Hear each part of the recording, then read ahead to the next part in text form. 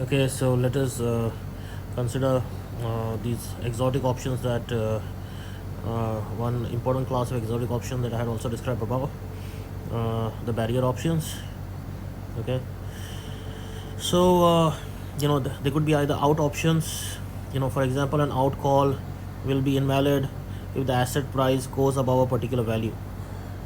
Okay, and if the barrier reached and then in case this particular value, that is the asset price, basically reaches this barrier, the option will basically become invalid, and then the term for that is that it has got knocked out.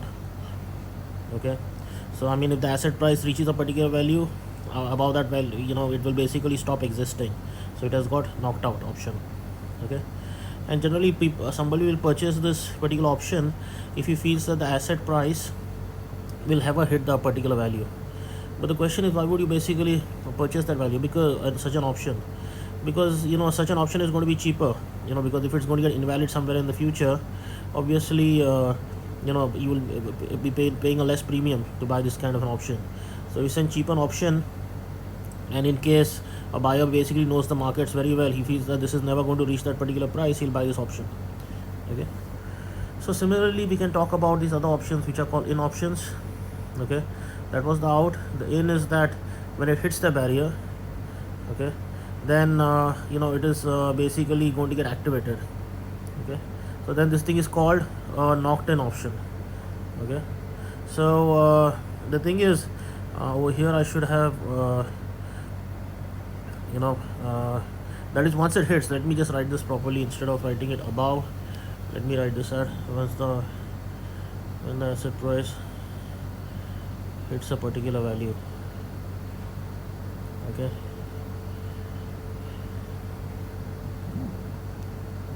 hits a particular value. Okay, so if the asset price was to hit a particular value, then in that particular case, this option, if it's going to get invalid, is going to get activated, then it is said that okay, this auction has come into being, so that's why it's an auction option. Okay, if the barrier that was there was smaller than the initial asset value, that is the option is basically the asset value basically is just going on, it is that before a particular time, the asset value basically that was there was below this particular barrier. Then as time progresses, the asset value is going to like keep on increasing, and then after it might hit the barrier somewhere. Okay, then in that particular case, such an option that is there will basically call it up option. Okay, similarly, if the barrier is basically smaller than an initial asset value, okay, then it is basically called a down option. Okay, so so then using these two terms, right, we can basically define things such as an up in option and uh, up out option, a down in option, as well as a down out option. Okay, the only thing is that you basically look at whenever you got inside the contract, what was the value of the barrier, is it greater or smaller than the asset value at that particular time, then you're going to get either an up or a down option respectively. Okay, and obviously there are out and in definitions. Okay, so out ones are basically going to get invalidated. They're going to get invalid once the barrier is reached by the asset, and an in option is going to get validated once the barrier is reached. Okay, both of these options would basically be priced lesser than a normal vanilla option.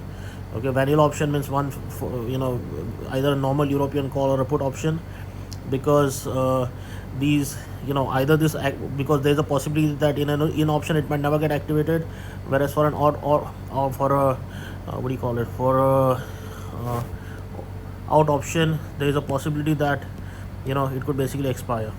Okay, so this is what we have. Okay. Now the thing is, there are these double barrier options. Using these things we could make combinations in case there are two barriers. Okay, there's an upper barrier as well as a lower barrier. Okay, so in case you can basically define two barriers, there's an upper barrier and a lower barrier, and the initial asset value is in between these two barriers. Okay, then you could basically talk about a double out.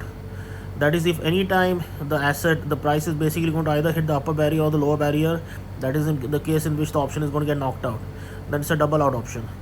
Similarly, whenever in case the option basically gets activated when any of the barriers is reached, then it's a double in option. Sometimes what you have is that there might be a rebate associated, okay, with this particular option. That is, in case it expires, okay, such that and this thing basically happens for out options, because if a barrier is reached, the option becomes worthless. So because of that, there might be a possible rebate, so that you don't lose completely a premium, okay. So there might be a possibility of rebate, and these are called rebates related with options, okay. Now the way you could price it, just as you could price any other option numerically, is the Monte Carlo method. Monte Carlo, what you do is you will stimulate a particular asset random walk. It's a log normal walk. You basically simulate it computationally, okay. Then what you do is that you evaluate the payoff, okay, for this particular option using 1, okay. You have simulated the asset. Now based on that, what you will do is you will evaluate the payoff for a particular random walk that you get, okay. That is at expiry, okay. At expiry, I'm going to have a payoff. What you do is you evaluate what this particular payoff was based on the particular path that the asset basically took, okay. Then what you do is you run many simulations, okay. Evaluate what the payoff is for all the simulations. Take an average value of that particular payoff, okay. Once you take an average value, then that thing will give you the average value of the payoff that is possible as far as this option goes. And then all you do is you basically discount to the present value, okay. That thing is the way of pricing any options, and that is what you could also utilize for pricing these barrier options. However, what we had done till now is like use partial differential equations, okay, to price options, which was the equation under consideration was the Black-Scholes equation, okay. The thing is, since the barrier option is also an option, at any time moment, in a small time interval dt, you could basically you could delta hedge this particular option, and then afterwards apply the no arbitrage condition and end up with the Black-Scholes equation. So obviously you'll be ending up with the Black-Scholes equation if you just do the normal delta hedging and consider the case of no arbitrage, just as with any other option. But the question of whether it's barrier or not is inside the boundary condition, okay. Say for example, you're considering an out option. The boundary condition for this is that anytime first of all, you will start off, say you're considering an out option, okay. In an out option, once the asset price basically reaches SU, the option becomes worthless. So this thing is the boundary condition. SU at any particular time t is equal to 0, okay, before the expiry. Time t is smaller than the expiry, okay. So what you basically do is you will be solving the Black-Scholes equation with this extra boundary condition, with this boundary condition that is between 0 and S.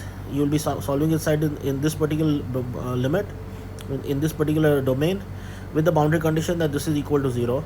And obviously the option price at 0, if S is equal to 0, then also the option price is basically equal to 0. That is another boundary condition that you have in all evaluations, okay. In case it's a down option, okay, in case it's a down option, then what you have is as far as the down option goes, then you will basically be solving the Black-Scholes equation. One second. Yeah, so it's, wait a second, why is this moving this way? Okay, so it's a down option. Then what you have is that if it's a down option, then as far as what we said with down option is that in case the price that is there, the asset price that is there for a down option is as far as the down option goes, when the asset price basically starts decreasing, okay, and if it decreases much below this particular SD, which is the down value, okay, in that particular case the option basically becomes invalid. So that's why we have a boundary condition that SD at t is equal to 0. But with that we will also have a boundary condition. One second, let me write it here, okay. So with that we'll also have a boundary condition that fv of s going to infinity at any time t is basically equal to s. Here we are having another boundary condition because there has to be a something defined at 0, Okay, what we have is that another boundary condition that we have is that v of s is equal to 0, t is equal to 0. Okay, so these are the values defined at the boundaries, okay, for these out options which are up and down. Okay, and then what we're having is also a final condition. The final condition is that the maximum value of in case we are considering a call, okay, then what we have is that for a call option, what we have is that at expiry we are having the final condition is that the v of s of at expiry is basically just max of s minus e comma 0. Okay, now the thing is, over here I'm basically considering telling you that okay, there are these boundary conditions in this problem. These options are only defined for these particular values. I mean, it's not defined. I mean, you basically solve the Black-Scholes equation in this particular domain, okay, and then you have these boundary conditions, okay, and but the thing is, when I was solving I never talked about boundary conditions before. You know, I just brought up the boundary conditions over here in this particular problem when I'm considering odd options. Okay, the reason, the thing is, there are boundary conditions in other this too, in the normal call too, when I'm basically pricing normal call and put options too, vanilla call and pull options. Okay, just I didn't talk about them. 1 second, let me just go back. Yeah. Let me just explain why you basically have boundary conditions including the final conditions. Okay, the thing is, the Black-Scholes equation is a second order partial differential equation, right? Because it's a second order partial differential equation, okay, in this second order partial differential equation, the maximum amount of derivatives of time is just the first derivative, of s, the asset price, is just the second derivative. Okay, that's why it's a second order partial differential equation. Okay, the thing is, each derivative that you have would basically imply an extra condition. So you would have to impose an extra condition for each derivative in order for you to get a unique solution. I mean, just for an example, let me consider the following case. Let me just consider this particular problem. You know, first derivative of ft is equal to 3. The general solution is going to be this way. The uniqueness of this solution, unique solution, is getting fixed by defining f at a particular time 0 as being some constant value c. That basically determines this particular value. Okay, so anytime you're having a derivative, you will basically have to, like, you know, you'll have to consider an extra condition with each derivative. Okay, so the thing is, so that you can get a unique solution. So over here, with the Black-Scholes equation, you're having 3 derivatives. You're having 1 time derivative, so there has to be a condition for that. You're having 2 asset derivatives. That means there should be 2 conditions for this. So that is why when I'm looking at this over here, you know, I'm basically going to get a unique solution, because I have, you know, as far as the asset value goes, these come in as boundary conditions. That is at one particular boundary defined at s is equal to at 0, and there is another boundary at su. Okay, and then the boundary conditions basically are given to you, the value of the particular option at these 2 particular points, and then afterwards there is this another final condition that is there, which we have defined over here, right? So basically this is what we need in order to, like, define a unique solution. This is what we need. The thing is, when I had considered my normal European call option, okay, even though I didn't tell you guys what the boundary conditions were, the boundary conditions were already implicitly there inside the problem. The boundary condition was that when the asset value is 0, the value of the call option was 0, and when the asset value is basically infinity, okay, the value of this particular boundary condition that is there is infinity. Okay, so in that particular case, what you have is that you're basically considering the Black-Scholes equation, you're solving it on this entire domain, 0s to infinity, and these are the 2 boundary conditions in your problem. Okay, whereas when you went to these barrier options, because the barriers are getting set, either the up barrier is getting set at su, after which if s is greater than that particular value, the option is basically invalid. That's why it is equal to 0. That's why you're having only this much amount of domain available in which you're solving the Black-Scholes equation, because after this domain, the value of the option is anyway equal to 0. You don't know what the value of the option is in this domain. So in order to evaluate the value of the option in this domain, you solve the Black-Scholes equation in this domain, and then you have to have the information of the boundary condition here and here. So these are the boundary conditions for the up option, and these are the boundary conditions for the down option. And in the case of a down option, what you have is the boundary conditions are given over here. Okay, that is, they're defined at the two intervals, okay, for which you are solving the Black-Scholes equation. The two values in which s between which s lies, for which you're basically solving the Black-Scholes equation. Okay, as far as the European call goes, as we know, the solution I have written to you guys many times. We have also discussed this in the tutorial. This is how the solution looks like. The thing is, you can basically see that this solution was unique, and because it's this solution basically satisfies this expression when s is equal to 0. Okay, when s is equal to 0, what you have is, take the limit s going to 0. Take the limit s going to 0 in this expression. Okay, if you're going to take the limit s goes to 0, then what you have is, if you're going to take the limit s goes to 0, then as far as this expression goes, okay, so the thing is, when s is going to 0, right, we can look at this exponential, this log of s divided by s prime, that basically would be going to minus infinity if the limit s goes to 0. So that will anyway dominate this particular term. But you're going to have minus infinity squared, so that is anyway going to go as plus infinity squared. Okay, because this thing is plus infinity squared, this thing raised to minus exponential of minus infinity is basically going to just equal to 0. So what we have is that the value that we have, it is not sorry, this is not what is there here, this is not equal to 0. But what we have is that because this thing is going as exponential of minus infinity squared divided by minus infinity squared, this number should basically be equal to 0 when in the limit s goes to 0. In the question when s is going to infinity, what we have is, we are having log of s divided by s prime is infinity for any value of s prime. Okay, so then what we have is that only in the limit, so in principle this thing would also again go equal to minus of infinity squared, which is exponential of minus infinity squared. But in case we consider the limit,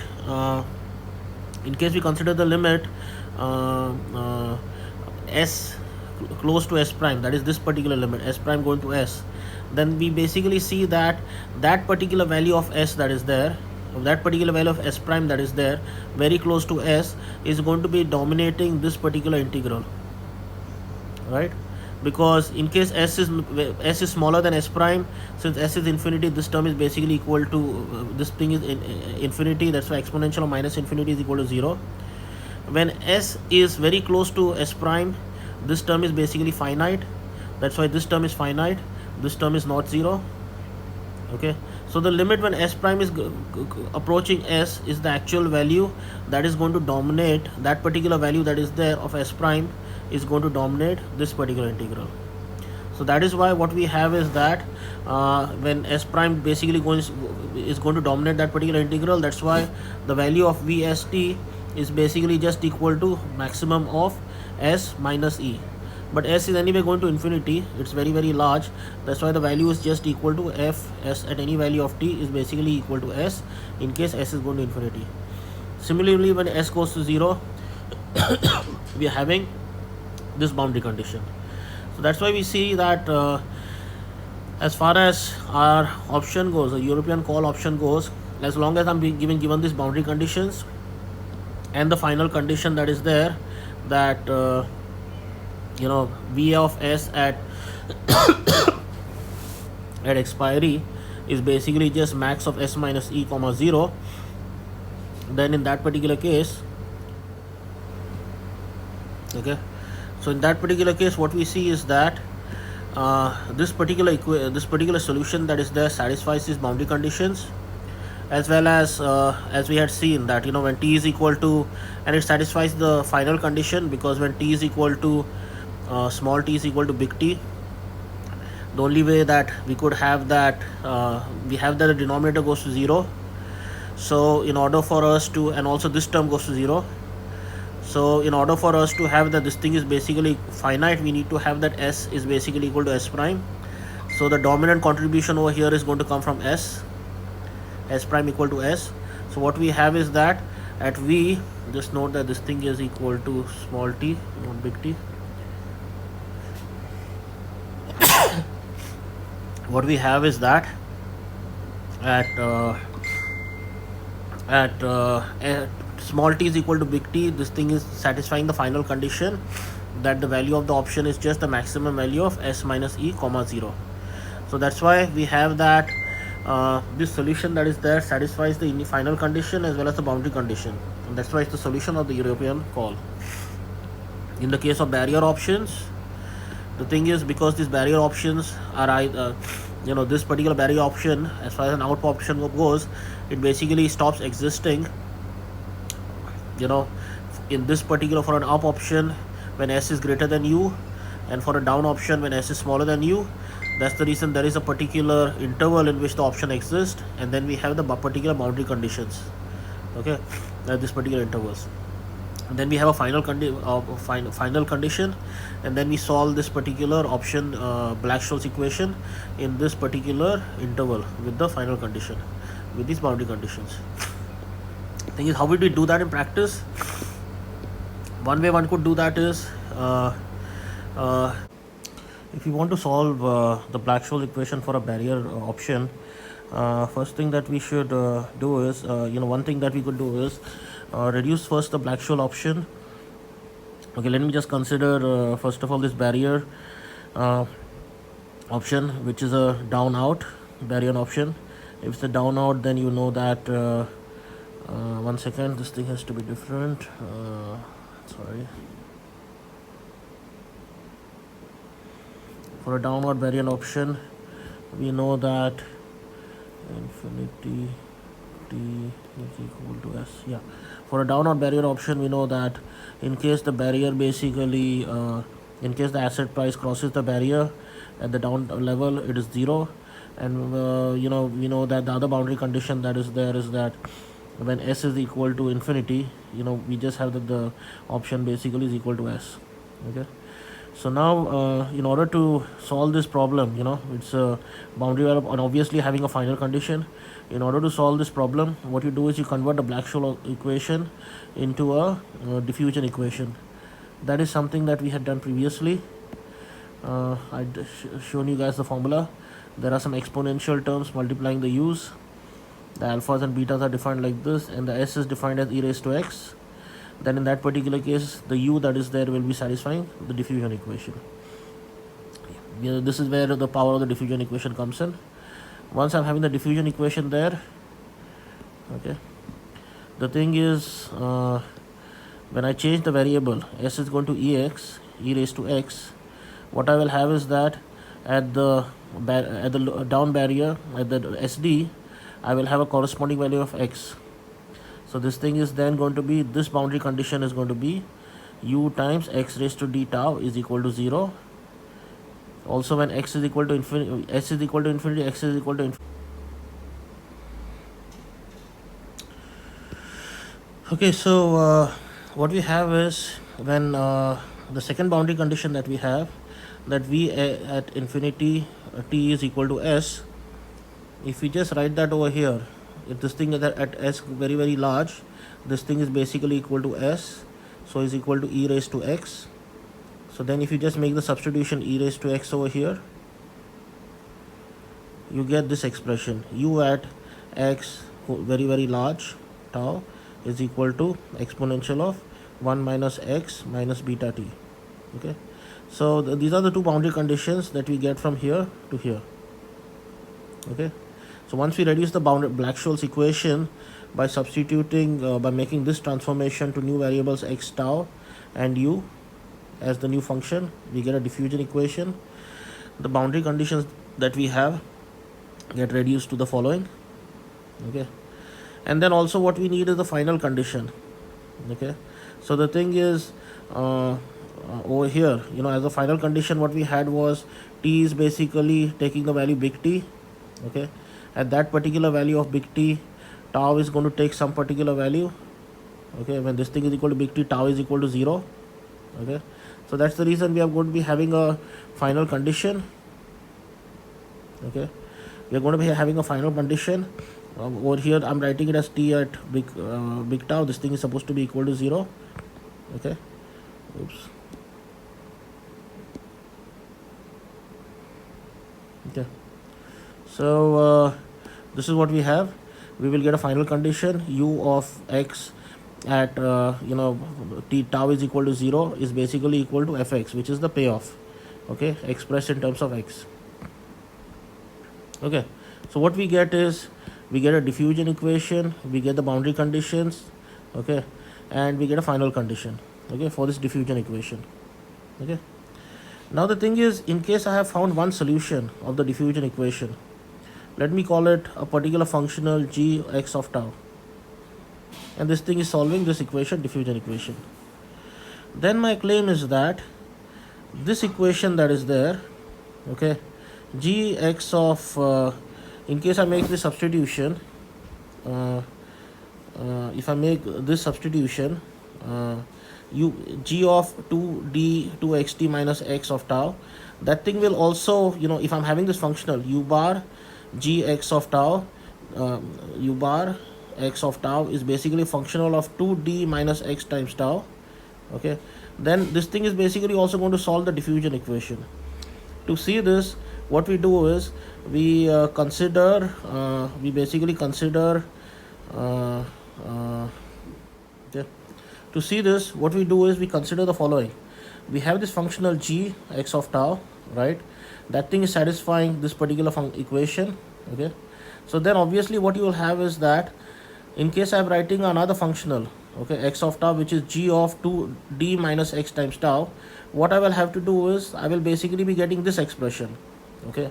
Wherever I was basically having the wherever I am having x, I basically replace that in the diffusion equation by 2x d minus x, okay, and wherever I am having tau, I just replace in the diffusion equation by tau, okay.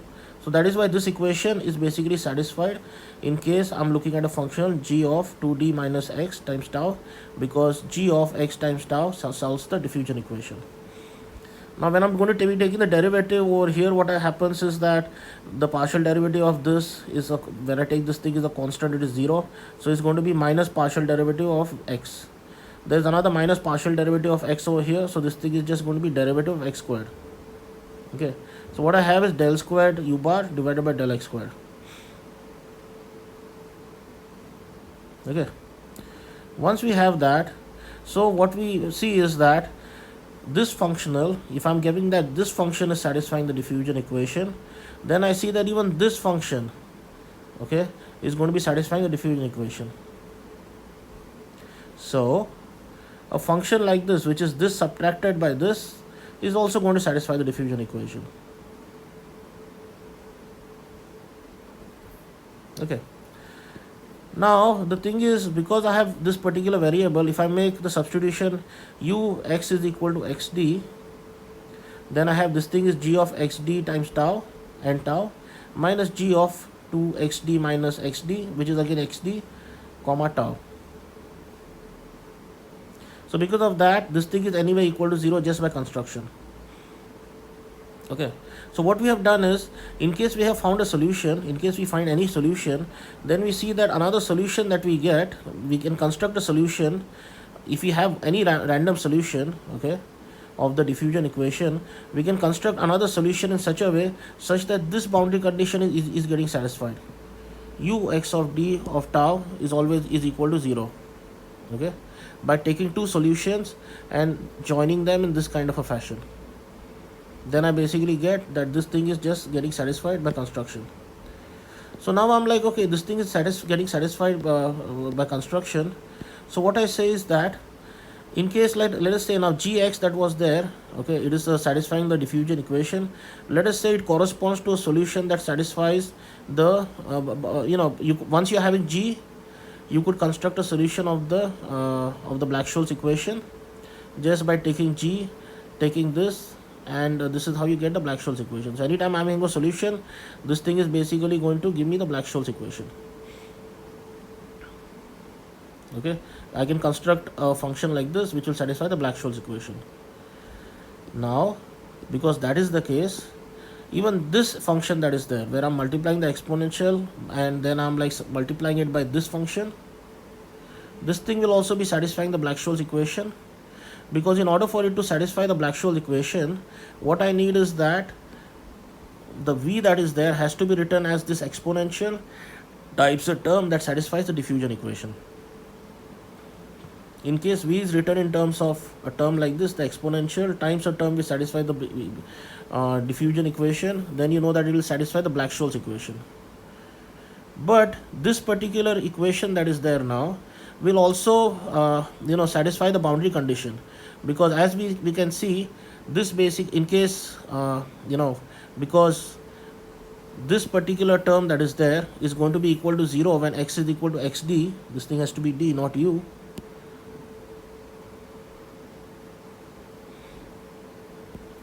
This term that is there is going to be 0 when x is equal to xd. Okay, and that's why, because xd corresponds to sd, what we have is that this particular equation, this particular boundary condition is getting satisfied. Okay, so the downwards, the barrier, the down barrier boundary condition is getting satisfied in case I'm basically considering a form like this. Okay, for the Black-Scholes equation solution. Okay, now let me consider the standard European call. Okay, let me consider the standard formula for the European call. We have already derived that many times. I mean, we have used that many times in a tutorial. Let us say that g that is there is related to this, is can basically be produced from the standard call solution. That basically is telling me what the value of g is if I make the appropriate substitution of x equal to logarithm of s everywhere.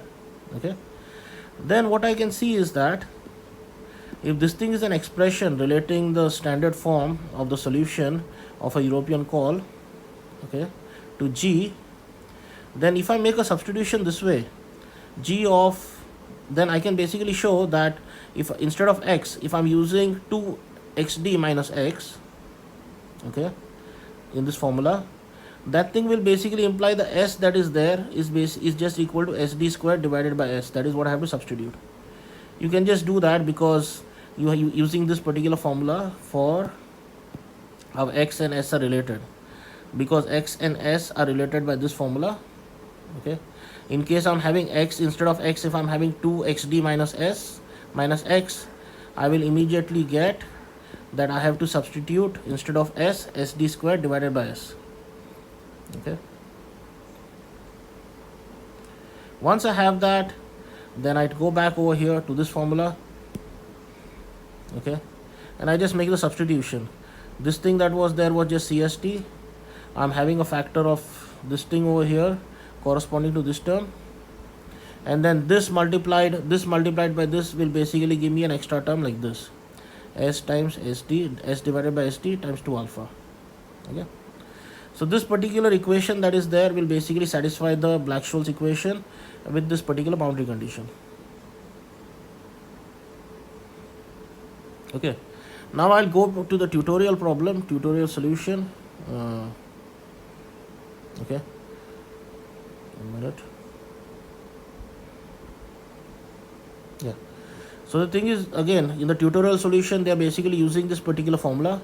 I've just told you how to derive that formula, and then they're asking you to check that the solution of down and put out of a call option, which is this, which I've just derived for you guys, is basically works. So now what we have to show is that a down and out option satisfies this boundary condition, s is equal to sd at any particular time t. That you can just, that is obvious, you put it, that is how we had derived this particular formula, but you can just put s is equal to sd here. This becomes 1. This basically becomes equal to sd. This thing is also sd, so you're having csd minus csd, that is equal to 0. So that is opening the particular boundary condition. Okay, next what we have to see is the next we have to see is that the final condition also needs to be satisfied. Okay, the final condition that we have is v of this particular option at time t is equal to max of s minus e comma 0, and we have to realize that this thing is a down and out, right? So this thing should have been s greater than t. sorry.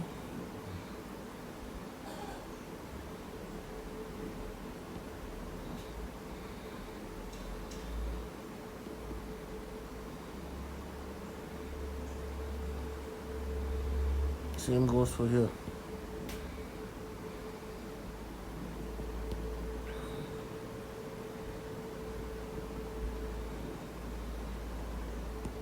Okay, we have to show that this is the case.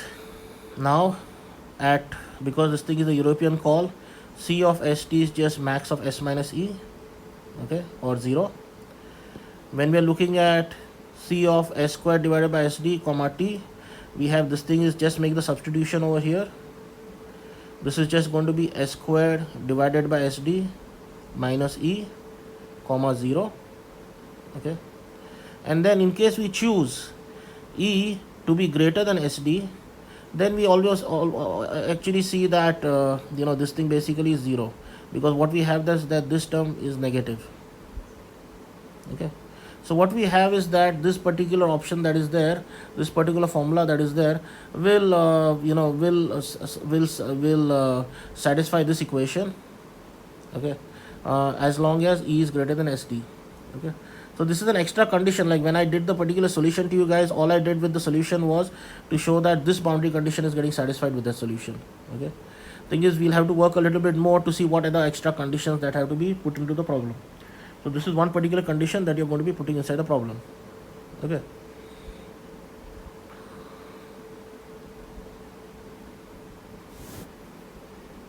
I think so this thing should have been sd squared, right? This was what this thing was.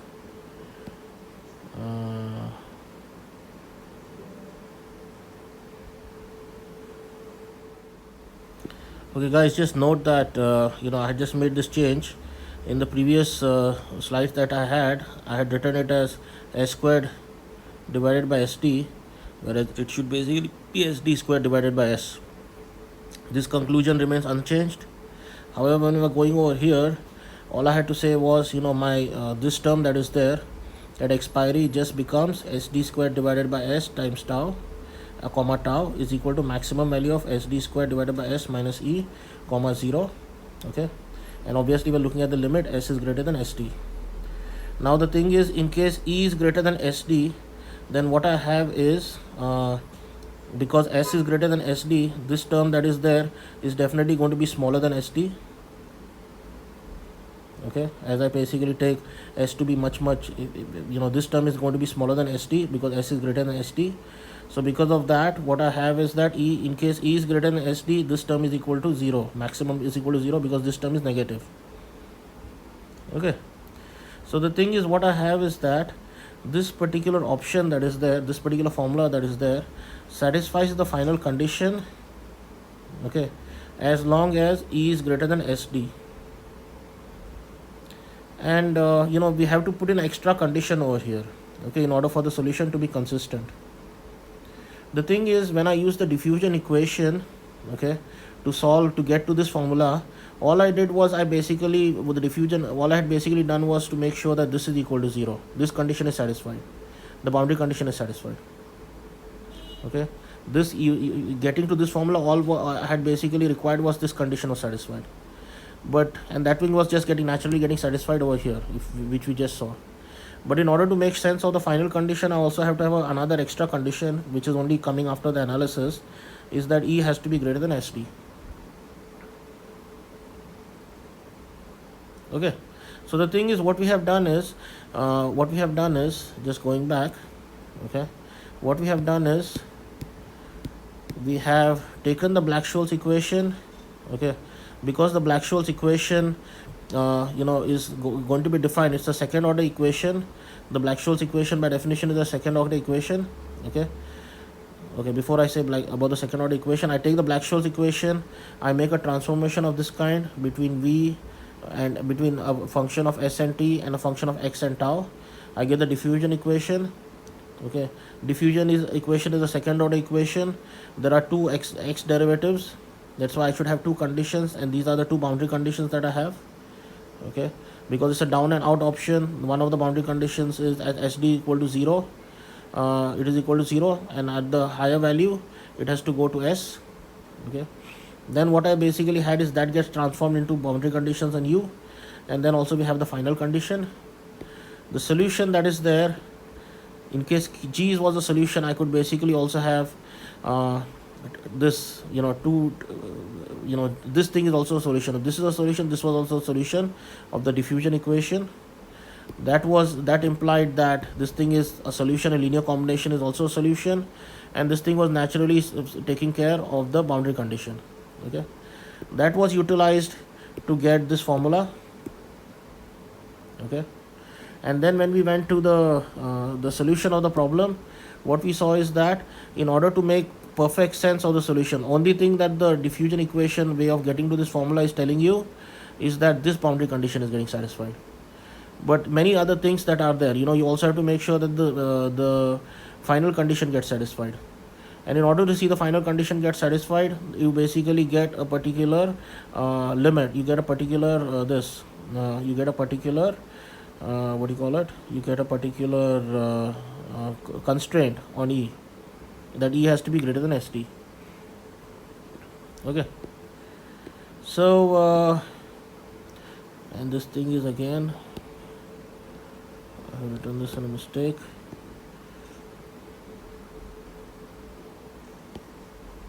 Okay, so 0, no, it's not 0, SD, S, and infinity. Okay, so that is what we have. I'll just erase all of this.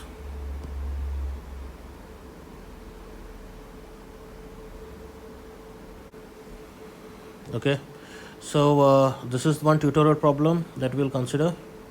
Another tutorial problem. Okay, we have to put this put call parity for these options. Both of these have the same all of these these options, this is down and out call, down and in call, down and output, down and input. They have the same expiry and the same strike price. Okay, the way to prove that is we can come here. Okay, first construct this portfolio, the stuff that is here, make a portfolio like that. If ST is never reached, then what we have is that the portfolio is if ST is never reached, then these down and in and the PD and down and in puts and calls, they were never realized, so their values are 0. So the portfolio is just CDO minus PDO, which is just at expiry it becomes max of S minus E. This is what the portfolio is throughout the time of the contract, whereas at expiry it basically evaluates to max of S minus E comma 0 minus max of E minus S comma 0, which is this S minus E. Okay, and if SD is reached somewhere in the middle, then the portfolio that is there is the out portfolios that are there are active till the time till T between Tn and tau, that is if SD is reached at tau, and the in start becoming active after tau. Okay, at the expiry what you have is just the ins are active and their value is just max of S minus E minus max of E minus S is again S minus E. So no matter what happens, the value of this contract that is there at expiry is S minus E. Then we can just go back to the original arguments for vanilla put and call, the put call parity for vanilla options. What we can do is that this thing can be realized by a cache position which at time t has a value S minus E raised to minus R t minus t. Okay, a position like this, okay, a cache position like this at expiry will basically, that is not a cache position, that is a position which is an asset minus a shorted, I shouldn't write this as cache position, sorry. Let me write this portfolio. This thing can be realized by an asset and a shorted cache, which is given by E times E raised to minus R t minus t. This thing is the value of this particular portfolio at any time, and this thing becomes S minus E at expiry, and the no arbitrage implies that this relationship should basically be obeyed throughout time at any particular time. So that is how we get the put call parity even for these options.